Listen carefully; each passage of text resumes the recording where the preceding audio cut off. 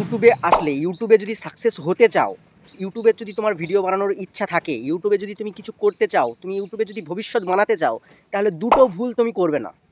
এই দুটো ভুল করলে যত বড়ই তুমি মরদ হও না কেন আর যত ভালোই ক্রিয়েটার হও না কেন, তোমার চ্যানেলের সাথে খুব খারাপ হয়ে যাবে, তোমার চ্যানেল ডেথ হয়ে যাবে, তোমার চ্যানেলে ভিউজ আসবে না। আর ভিউজ বাই টাকা, ভিউজ না আসলে টাকা আসবে না। তোমার চ্যানেলে যতই সাবস্ক্রাইবার থাক কেন, তোমার চ্যানেলে যদি 2000 সাবস্ক্রাইব থাকে, প্রত্যেক ভিডিওতে তোমার যদি 10,000 15,000 করে ভিউজ আসে, তুমি যে টাকাটা আর্নিং করবা, তোমার চ্যানেলে মনে করো 2 মিলিয়ন সাবস্ক্রাইবার আছে আর মাত্র 1000 2000 করে ভিউজ আসছে, তাহলে তোমার ওই 5000 সাবস্ক্রাইবার বা 2000 সাবস্ক্রাইবার ইউটিউব চ্যানেলের সাথে 2 মিলিয়নের আর্নিং এক হবে না, কোনো দিনই 2 মিলিয়ন পারবে না।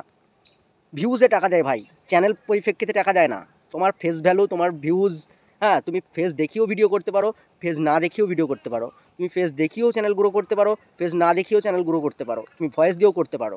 তোমার কন্টেন্ট থাকতে হবে, তোমাকে দুটো ভুল করলে হবে না। কারণ আমি ইউটিউবে 2017-তে এসেছি, তুমি আমার চ্যানেল বায়োতে গিয়ে দেখতে পারো, আমি ইউটিউবে 2017-তে এসেছি। আর আমি কি ভুল করেছি তাই আমার চ্যানেলে ভিউজ ডাউন হয়ে গেছে, আমার চ্যানেল ডেড হয়ে গেছে। একটা ডেড চ্যানেলকে গ্রো করতে প্রচুর সমস্যা হয় গাইজ, প্রচুর ভীষণ সমস্যা হয়। আর আমি প্রথমত যে ভুলটা করেছিলাম সেটা হচ্ছে ভাই, কন্টিনিউ করতে পারিনি আমি। আমি মনে করো প্রথমে ইউটিউব চ্যানেল খুলেছিলাম, প্রথমে জানতাম না অত, মোটামুটি জানতাম, যাই জানতাম আমি দুটো স্টেজ ডান্সের ভিডিও আপলোড করেছিলাম।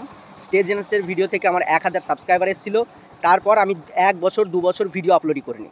তারপর 2-3টে নিজের ভিডিও আপলোড করেছিলাম, আগের ভিডিওগুলো ডিলিট করে দিয়ে একটু মোটিভেশন হয়ে, তারপর অত ভিউজ আসতো না বলে আমি এবার কন্টিনিউ করিনি, থেমেছিলাম। তারপরে আবার কিছুদিন পর আবার মন হলো, 1-2 দিন ভালো লাগলো, পরপর 8-10টা ভিডিও দিয়ে দিলাম, তারপর আবার অফ করে দিলাম। এই যে ভুলটা ভাই, কন্টিনিউ না করার কারণে তোমার চ্যানেল একদম ডেথ হয়ে যায়। ইউটিউব বুঝতে পারে যে না, এ কোনো কাজ করার জন্য আসেনি, এ ফালতু আড্ডা মারতে এসছে।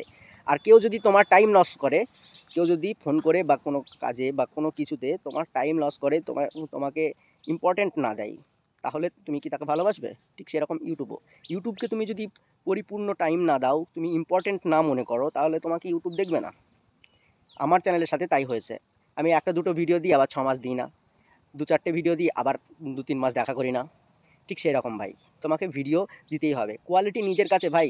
শুধুমাত্র ভিডিও বানাতে গেলে একটা ফোন লাগে ভাই, একটা ফোন। আমি শুধুমাত্র দেখো এখানে কোনো কিচ্ছু নেই ভাই, আমার হাতে শুধু একটা ফোন আছে। আমি মাইকও বাড়িতে রেখে এসেছি, আমার একটা বোয়া বাই 1-এর মাইক আছে 1000 টাকার মধ্যে, তা সেটাও আমি বাড়িতে রেখে এসেছি, সেটা আমি সবসময় ব্যবহার করি না। আমার ফোনের মাইকে অনেক, ফোনের ক্যামেরা দেখতে পাচ্ছ ভাই, মনে হচ্ছে ডিএসএলআর ভাই, ফোনের ক্যামেরাই অনেক। তা তুমি তোমার হাতে যাই আছে তুমি ভিডিও বানাও, লজ্জাটা মানুষের মাথা খেয়ে নেয়, বুঝতে পেরেছো? লজ্জা না করে ভিডিও বানাও। তুমি যদি ইউটিউবে সাকসেস হতে চাও, ইউটিউব, ইনস্টাগ্রাম, ফেসবুক, যে কোনো সোশ্যাল মিডিয়ায় হোক না কেন ভাই, কন্টিনিউ না করতে পারলে তোমাকে কেউ দেখতেই পারবে না। পাবলিক বুঝবে কী করে যে একটা ইউটিউবার এ ভিডিও বানায়, কী করে বুঝবে? আর 2 নাম্বার যেটা ভুল করেছি আমি আমার লাইফে, সেটা তুমি কোনো দিন করবে না, না হলে তোমার চ্যানেল কোনো দিন মনিটাইজ হবে না বা সাকসেস হবে না। মনিটাইজ হয়ে গেলেও টাকা ইনকাম করতে পারবে না। মেন পয়েন্ট হচ্ছে ভাই টাকা।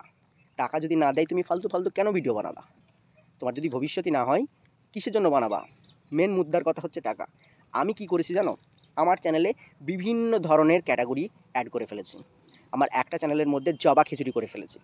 কোনো সময় টেক ভিডিও দিই, কোনো সময় এন্টারটেনমেন্ট ভিডিও দিই, কোনো সময় রোস্ট করে দিই, কোনো সময় কাউকে ব্যঙ্গ করে কথা বলে দিই, কোনো সময় কোনো মজার ভিডিও নিয়ে তাকে রিয়াকশান দিই, কোনো সময় কোনো মজার ভিডিও নিয়ে রোস্ট করে দিই, কোনো সময় গেমিং ক্যাটাগরির ভিডিও দিয়ে দিই, কোনো সময় ইউটিউব টিপস দিয়ে দিই, ট্রিক্স দিয়ে দিই, বা কোনো সময় একটা নিচ নেই ভাই, একটা নিচ বা লক্ষ্য, একটা যে ক্যাটাগরি, সেই ক্যাটাগরিটা নেই। আর সেই ক্যাটাগরিটা তোমাদের পালন করতে হবে, যে কোনো একটা ক্যাটাগরি, নাহলে বুঝবে কী করে? একটা দোকানে তুমি ভাই যদি মুদির দোকানে তুমি যদি জামা কাপড় বিক্রি করো, তাহলে ভাই কটা কাস্টমার আসবে বলো? তুমি যদি একটা ঘুগনি মুড়ির দোকান করেছো, সেখানে ফোন সারাচ্ছ, কী করে হবে বলো? ঠিক সেই রকমই তুমি একটা নিচ সিলেক্ট করো। যদি হ্যাঁ দুটো নিচ করতে চাও, প্রথম তোমাকে একটা নিচ দিয়েই গ্রো করতে হবে চ্যানেলকে। তোমার লাখ লাখ ভিউজ হয়ে গেল, তোমার ফেস ভ্যালু বেড়ে গেল, তখন তুমি যা বলবে তাই পাবলিক শুনবে। কিন্তু না, প্রথমে তোমাকে খাটতে হবে। আরে ভাই 5 বছর তুমি যদি খাটো একটা রোলে, তুমি সেই জায়গায় মানুষের সাথে চেনা পরিচিত হও, মানুষ তোমার বিশ্বাস অর্জন করে, তুমি মানুষদের বিশ্বাস অর্জন করতে পারো, তুমি মানুষকে ভালো একটা ভ্যালু প্রোভাইড করতে পারো, বহুদিন ধরে তোমাকে দেখছে, তুমি তারপর যেটা বলবে সেটাই তো শুনবে না? তুমি ইউটিউবে প্রচুর কিছু আছে ভাই, ফেম আছে, নাম আছে, যশ আছে, টাকা আছে, আর্নিং আছে, ভবিষ্যৎ আছে, অনলাইনে সব কিছু আছে। কিন্তু অনলাইনে তোমাকে সেই জিনিসটা দিতে হবে। তুমি যদি না দিতে পারো ভাই, কে কী করবে বলো ভাই? তুমি যদি ইউটিউবে ভিডিও বানাতে চাও, একটা নিচ সিলেক্ট করবা, একটা ক্যাটাগরির ওপর ভিডিও বানাবা, ক্যাটাগরি ওয়াইজ। যদি 2-3টে ক্যাটাগরি হয়, 2-3টে চ্যানেল ক্রিয়েট করবা, কিন্তু প্রথমত একটাই নিচ। কিন্তু এক্সপেরিমেন্ট করতে পারো।